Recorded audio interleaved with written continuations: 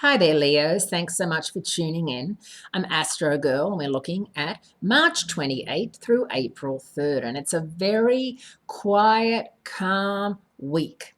We've had several incredibly busy, stressful weeks where everything was kind of up in the air and no one was quite sure who was doing what and who was going where. Well, you'll be glad to hear that this week is a week of relaxation. The planets are all lying back on their recliners and their lazy boy chairs and their sun lounges, and no one's doing much of anything, even though Mercury, the Sun, and Uranus are all in Aries, your fellow fire sign, and your ninth house of spirituality, higher education, and overseas travel. That is something you could be thinking about. Going back to school or your next trip. Where are you going? Who are you going with? Traveling is something that, especially Australia, we really, do a lot of. We like to go and explore other countries.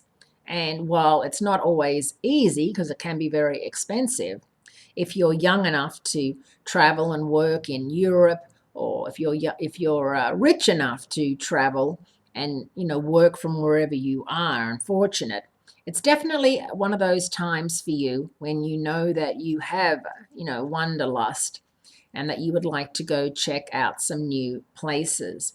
So don't let anything or anyone hold you back, whether it's the fear of losing your job or losing a boyfriend or a girlfriend, or maybe losing the place that you're living in. When you think about it in the grand scheme of things, they are just temporary things anyway. They could go at any time. It's not just because you're traveling.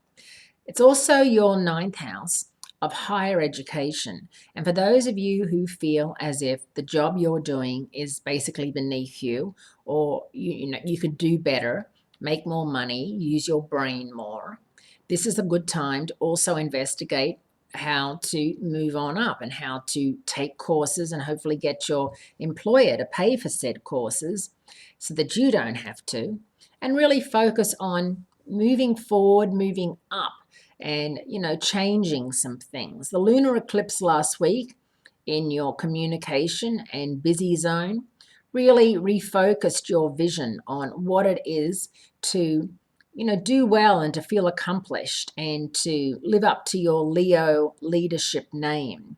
So whatever you have to do to get there, Leos, you've got some really good planetary activity right now, so don't waste it. And I'll be talking more about the Aries new moon in next week and what it's going to do for you, because once again, it's all in that ninth house. Have a great week, and I'll speak to you again next week.